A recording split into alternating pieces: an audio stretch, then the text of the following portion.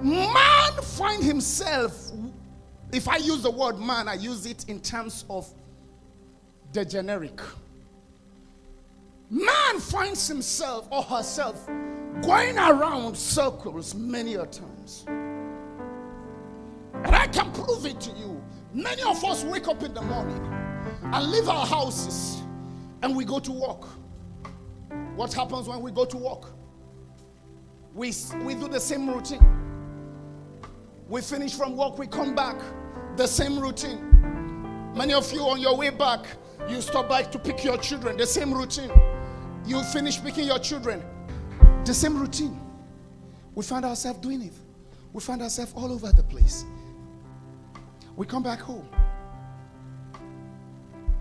and we find ourselves eating the same food. Not really, but similar. Like if your food could be predicted. If I've spent a day with you, I can tell you what you like most. Spend the day eating the same food and watching our favorite show. Some of us put it on PVR. Make sure that we record it. What do? We come back. We're always looking for that opportunity to just come back home. And then we quickly go back to sleep. And then we wake up in the morning and we go. And many of us are so excited when it's Friday. Because what happens is that we've been going around the circle. We've been going around the circle. The circle of life. We've been going around the circle of destiny. We've been going around the circle of frustrations of studies. We've been going around the circle. It's all about the circle. You find yourself going around the same thing, visiting the same situation, and then all of it, of every day about you, life to you is the same thing. It's just the same thing. It's just the same thing. You just find yourself doing the same thing all over. In fact, there are some of you right now. If I tell you that you should leave your house, close your eyes while you drive out of your house to go to work, I tell you that intuitively you will know how to get to work without opening your eyes, because you've gone that road over and over and over and over again. And listen to me, every day you begin to ask yourself, how can I be successful? How can I be successful? How can I be successful in life when I find myself repeating the same thing over and over again? What is, for me, that's not successful, because I find myself just in the same circle, doing the same thing, and it does not bring a definition of success. So what do I do to become successful? How do I become successful? How do I find myself repeating the same things, and then what I do is not bringing me what I want? In fact, some of you have already known how much you'll be paid already. So guess what? Going by what you have been paid, it's not able to afford to buy you a Bentley.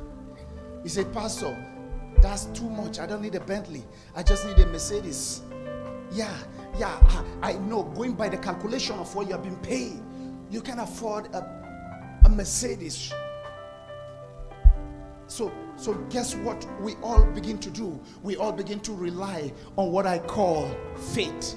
And when I say faith, I'm not talking about F-A-I-T-H. I'm talking about F-A-T-E. That is, we begin to rely on what is called Lotto 649. That means luck. We begin to find out if you are lucky. That you win. And by the way, I'm not approving that you should go and play it, because it is not righteous. That's why the more you play it, the more you lose. Oh yeah. The more you play it, the more you lose. Say, Pastor, I won't come to this church again. God bless you. That's the door. Leave. The more you play it, the more you lose, because it is ungodly. The Bible talked about against it. It's called gambling. Tell them. So we find ourselves going down looking for faith, hoping that somehow it will drop. But I discovered that success doesn't just drop on a laps of the lazy. You're not ready. I say success doesn't just drop on the laps of a lazy person. Success doesn't just drop on the lap of a roaming person. Success doesn't just drop on the lap of a person that has no purpose in life. Success is intentional. So guess what? We go round and round the circle of life. We go round and round the tradition. You know how everything works. You know how your house is. But you're not making any advances.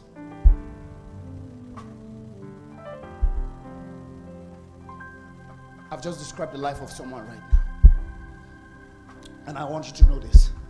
Going by what I have just described right now, going by what I have just described right now, if we go by it, based on what you have on paper and what you are doing right now, you can never get to where you are on paper. I slow down because I'm sure you didn't hear me. Going by what I just described, you repeating your life the way you have been going through your lifestyle right now. And based on what you know, you have written down as your vision or your goal or what God has given you, your activity does not match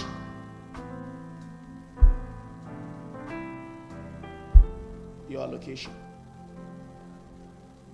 Because what happens is you are destined to go far. This is where you are supposed to go, but this is what you are doing. And as long as you keep doing what you are doing here, you will never get to where you are destined to here. So guess what? You begin to do what life has taught you to do. Wake up in the morning, brush your teeth, take a glass of water, eat your meal, take breakfast because that's the most important food in the day. Go out of that door. Start cursing if you are not a Christian. If you're a Christian, you don't curse. Start cursing if you're not a Christian, as every traffic person that goes around, and get to work. You don't like your supervisor. As you are going to work, you didn't even like the manager. You didn't like the work you are doing. You didn't like the clients. And you sit down there, do a work that you are not happy about. Expect the pay on Friday. Get the pay on Friday. Spend the money, but before you even spend the money, all the creditors remove their money. Automatic withdrawal. Tithe you can't even bring to church, and you argue with God about tithe. The rest you now begin to stay on loan and begin to have credit card debt, and you get to a level and you wonder, how can I get out of this circle? It's called a vicious circle. The Bible says you have gone around for so long. My concern is that when you begin to do it that way, maybe let's define the meaning of success. Is that success to you? Or are you expecting the fate? F-A-T-E. Are you expecting to be lucky? Or are you even expecting that you are playing Lotto 649? Play it, hopefully one day, hopefully one day you'll get out, you'll get the money. Yeah, you can get it. Because in this city, I think I've told you this story. A person that won $1.7 million, spent it in 10 months, and now is living. Well, not right now. He's left the place. How many of you know of the shelter, the Salvation Army? 1.7 million in 10 months, squandered it. Because when he got it, the first thing he did, he bought himself a good truck.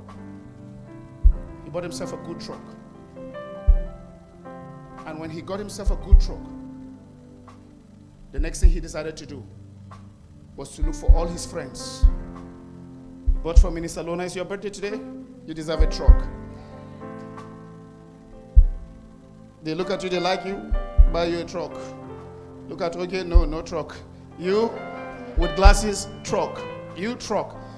Bought about 10 trucks for his friends, cash down. I think 6 or 10 trucks. Bought a house and continued his life And in 10 months, $1.7 million ended. Go do the research. Anyone that wins lottery, do a research about them. They end up in poverty because what you get by luck disappeared luckily. But what you work hard for, what you use your mind for, what you earn about, when you do it the God way, then we are talking. And I know some of you are saying, I'm going to give God 10%. No. The one you are getting right now, give that one. We don't want that one. We don't want it because it doesn't belong to God. And if you have it, don't bring it here because it's gambling money. But let's be realistic. But I'm going somewhere with this. So what are you doing around? Going around. Are you getting the result that you should get? And so he said to them, tell them, you've circled this place for too long. Another translation says, you've roamed around for too long. What is roaming? Roaming is wandering aimlessly, have no purpose or focus. Last week I preached on focus. Roaming is doing something and having no focus. I want to ask you a question. When I look at your life right now, if I come and spend a day with you, and I see your routine, is your routine leading you to your destination that God has designed for you? You say, Pastor, you have not given us the title. It's intentional. At the end, I'll give it to you. Is your routine leading you?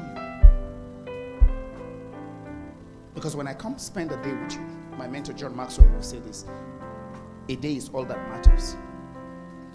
And he wrote a book, Today Matters. If I come spend a day with you, I see what you do. Just for one day, I can tell where you're going to end up in the next 1 month, in the next 1 year. When I sit with young people, I can tell how far they'll go in life. I see the ones that will be wasters. I see the ones that will be destroyed. I see the ones that will be casualties. You know why? Because of the choices they make. Look at your neighbor, say choices. Success is a choice. Poverty is also a choice. That's why some of us choose to come to church. And some of us don't just choose to come to church, but we choose to work for God. Not necessarily as pastors, but as workforce members. While some of us come to church when we feel we should come to church. And you don't expect to get the same result. Because God rewards those who work. Serve the Lord with all thy... Serve the Lord, and he shall bless thy food and thy water. Psalm 100 verse 2 says, serve the Lord with gladness. Psalm 23 verse 25 says, and you shall serve the Lord thy God, and he shall bless thy food and thy water. So some come and serve, and you come and you look, you're so cool. So church to you is a club. You come in late, you leave early. You come in the time you feel you come. And I ask you a question, have you ever gone to your work late? Have you ever appeared before your work late? But you can appear before God late. And when you come with an attitude. As if you're doing me a favor when you show up. No, sir. No, ma, you don't. You're only doing yourself a favor. So I see your lifestyle. I can tell where you go and how far you go in life. I see the choices you make. And I see the friends you keep. You know, the amazing thing these days is when I look at young people, because I'm young myself. And I've been doing this ministry, this is my 24 years preaching the gospel. You just missed a place to clap right now. I don't need a clap. Take it back. Take your clap back. So I've been preaching the gospel before some of you were born. So that means I've seen a lot of people like you, because I'm like that too. I see the choices young people make, and you expect miracle. No. What you are looking for is magic. It's not miracle. And I was talking with my daughter, and I was saying to her, we need to work on diet. my wife is on my neck on this issue.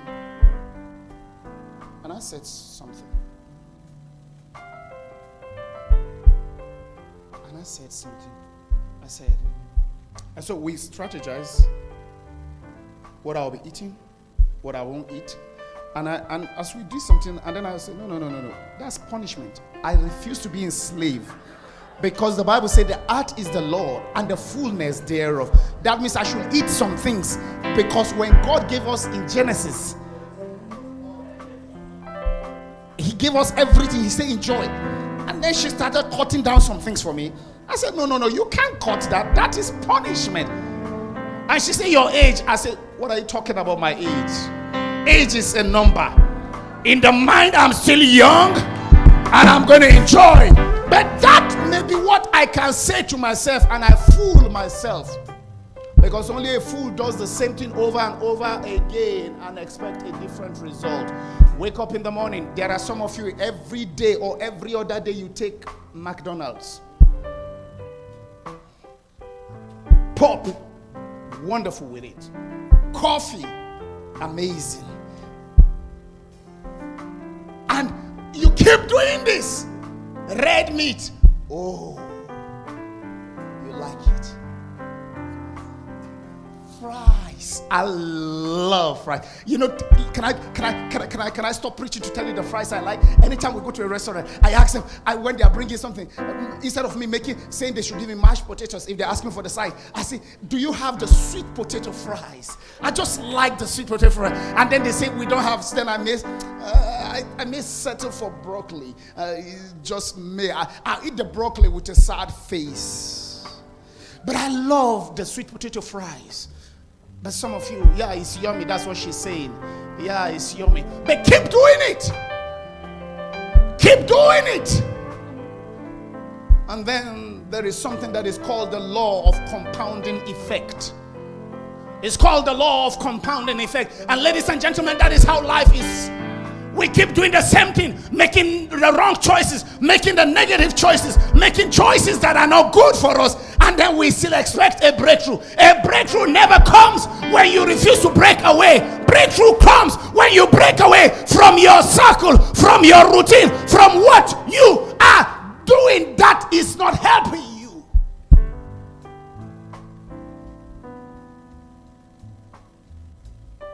Tell my daughter, I say, no, don't cut that from me. And that's okay. She can decide not to cut that from me. But please, don't expect a six-pack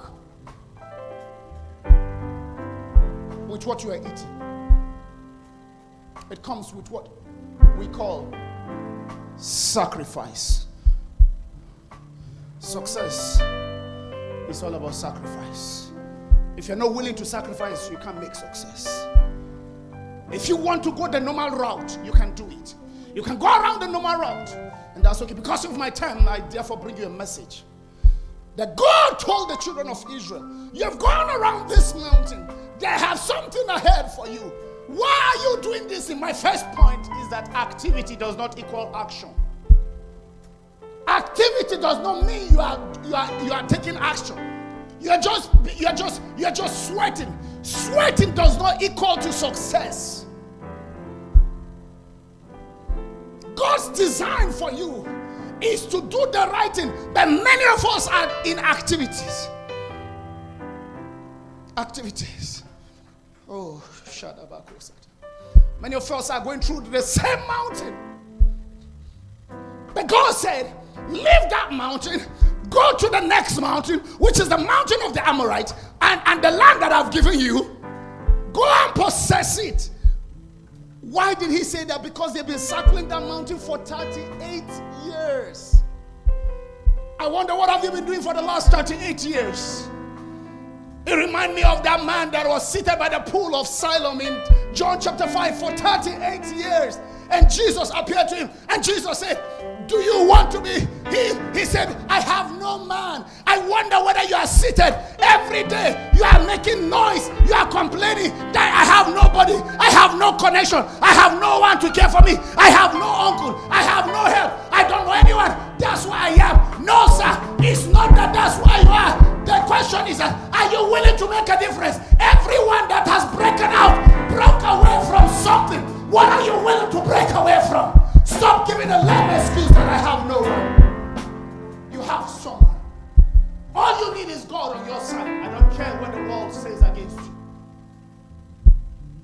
I don't know anyone.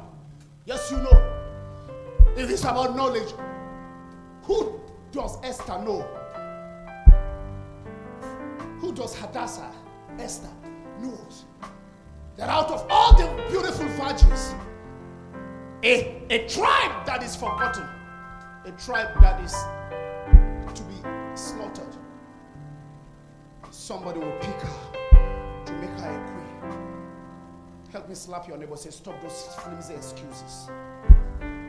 What excuses are you giving in life? What excuses are you giving? The reason why I'm not good at calculus is because I wasn't a science student. Shut up! Isaac Newton did not go to science college. Do you know that? Hello? Oh, cool. When you talk and they don't talk back, it means the message is eating deep. I will say it. You know, my Isaac Newton did not go to a science college. Yesterday I was watching the news and I was told of a Manitoba girl, a lady in the news, who is able to capture pictures of a fast-moving baseball event in Winnipeg. And they made a news about her yesterday. And Canada took notice because it's very hard for you to capture baseball. And by the way, I went to that game. I don't know why they get paid what they pay, but they get paid. And I feel like it's a good game if I can do it, but I don't understand it. But this lady goes to capture the motion and gets the picture, Pastor John. And guess what? They picked her to give her an award that is national. But are you ready for this?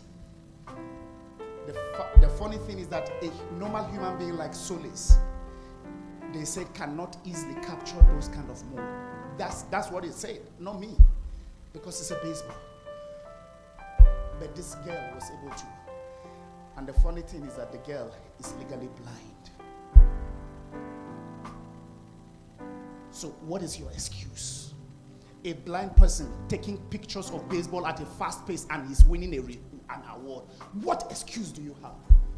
You're waiting for welfare. Always going to welfare. 111 Rory Street. Rather than you go to look for resumes. Rather than you going out to put out resumes. Rather than you dress up and go out and knock on doors. Mike Murdoch said, if you have not sent out 1,000 resumes, don't come to me for prayers. How many resumes have you sent out? You sent out 2 resumes. That is not even a very good resume. Even me, if I see that resume, I'll... Oh God. Slap your neighbor, say, stop the excuses. Activity does not equal to action. I'm at number 2 point where I will stop because of my time. Taking action without making progress does not lead you to your destination.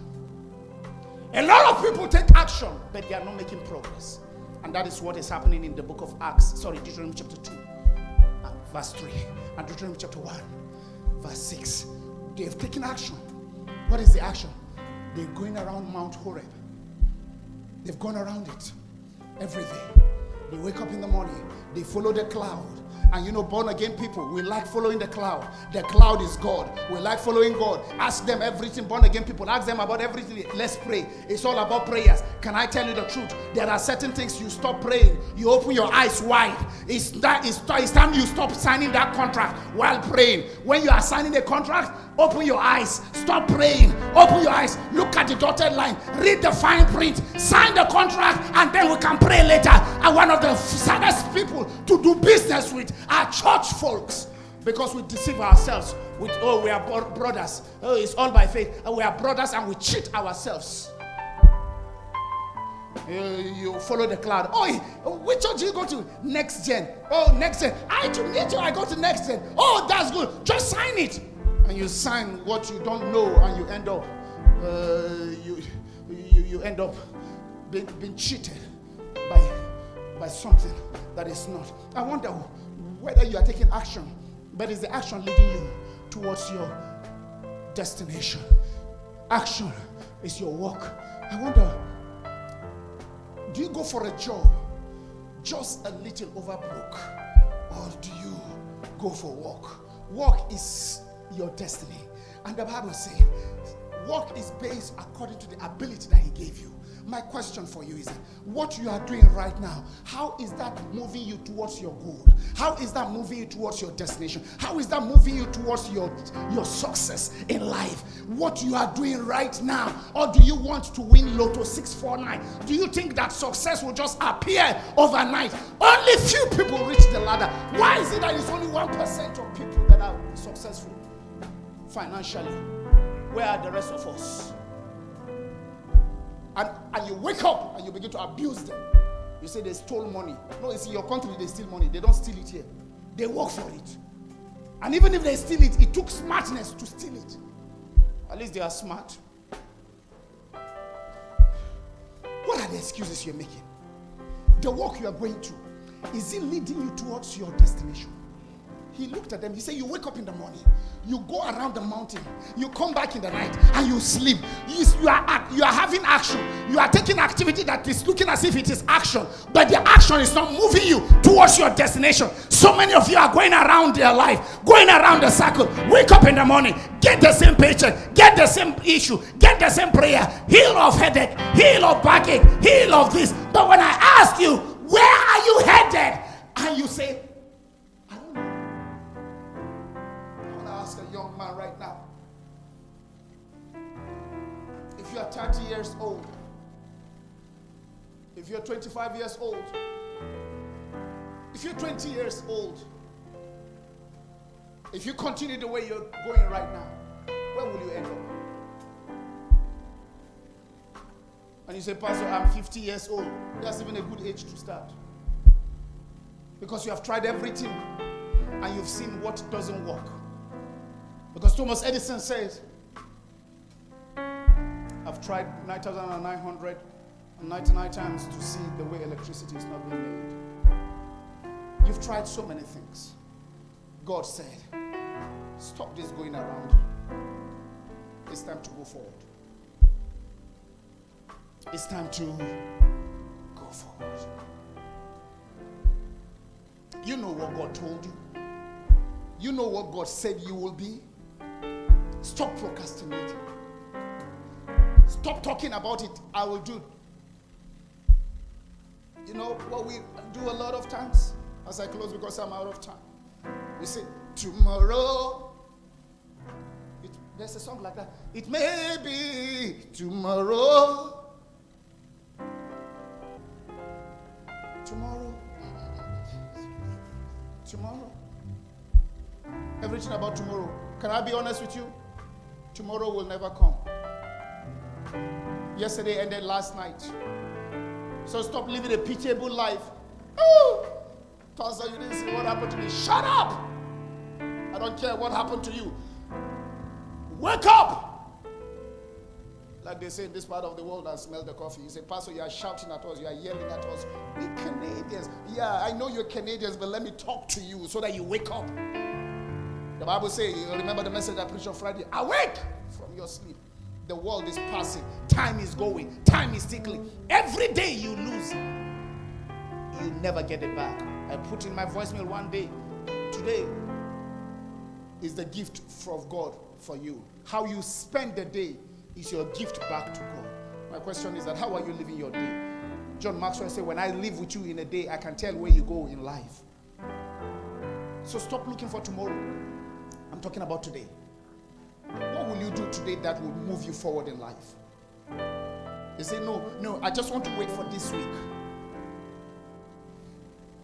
I said, no, why do you need to wait for this week? I was telling my daughter, I said, let's start the dieting today. She said, no, Pastor, let's start it on Monday. You just use today, Sunday, to just enjoy. And that's the truth. That's how so many of us live our life. We say, I just want to spend more time. I just want to chill out, like chillouting or whatever it is they say, or chillaxing, whatever it is.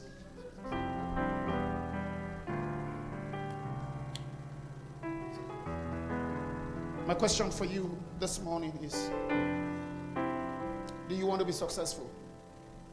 Success is not in a talk. I've been doing series on success. In the second service, I'm going to be anointing you to succeed. And you've known all the principles and the laws of success. But my question is that why are you not successful? You say, Pastor, I'm waiting for God to answer me. No. God is waiting. You know, many of us are waiting on God. Like, I think it was this morning that they sang a song. We wait on you. Lord, we wait on you. If you sang that song, come back now because I'm done. We wait on you. Lord, we wait on you. Come on, are you waiting on God? I've done my way. I don't mind waiting. I don't mind waiting. I don't mind waiting on the Lord. I don't mind waiting. I don't mind waiting. I don't mind waiting on the Lord. We wait on you. Lord, we wait on you. Stand to your feet, I'm done. We wait on you. Lord, we wait on you. We wait on you. Lord, we wait on you. We wait on you. Lord, we wait on you.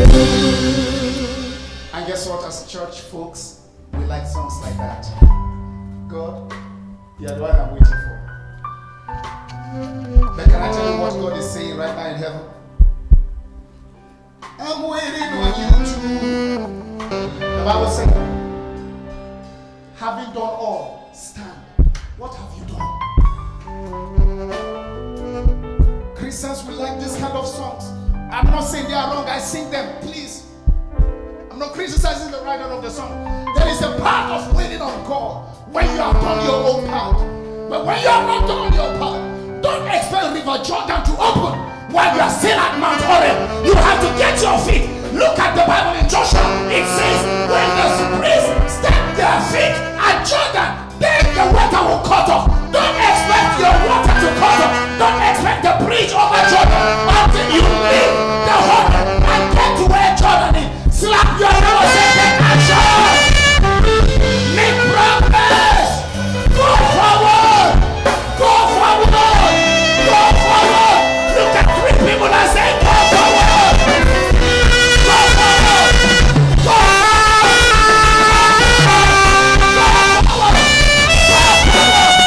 Go forward. You will go forward.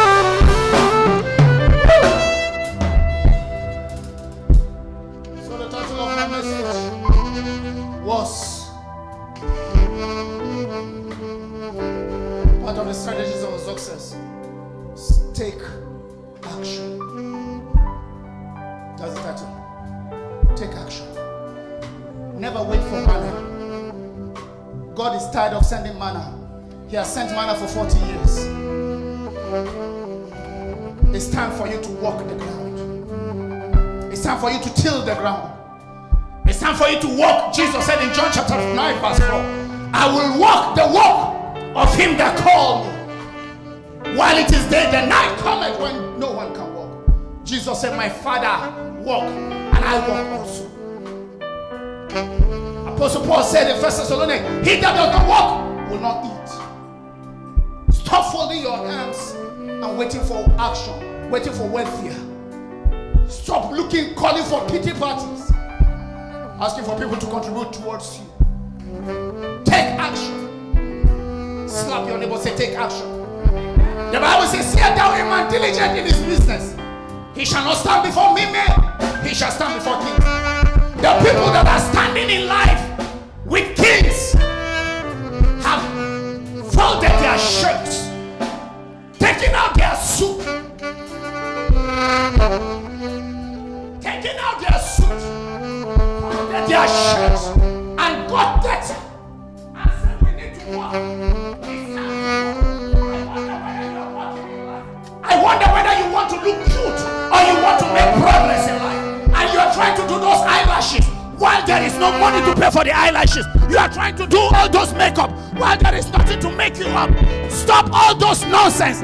Fold your arms, throw away the jacket, make some money, get dirty on the ground, get towards your destination. When you are successful, the rest of us will cheer you on, will celebrate you. We said, yes, we knew the way you have been progressing, the way you have been living your life. We knew you are going to become something. I want to see 10 people out of this message that will say, that was the day I broke myself. I woke up. The Bible said, and God woke up as if from a man from sleep. I want to see somebody wake up. Enough of this. If you need to go to the gym, please stop these excuses that your pastor is giving. Because I sweat like this, I think I don't need the gym. You sweat like this, it's sweat out of a preaching. It's not sweat out of exercise of a muscle. They are two different things. Bodily exercise profited a little. Please, if you want to have a six-pack, not only do you need a gym, eat right. If you want to become a successful person, go back to school. Study that course. It's hard. Life is hard.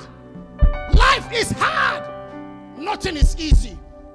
Only people that are tough in their heart and in their skin can make it. Please, if this is your first time of coming to church, yes, my name is Bawa, and I approve this message. This is how I preach. God bless you. Hallelujah.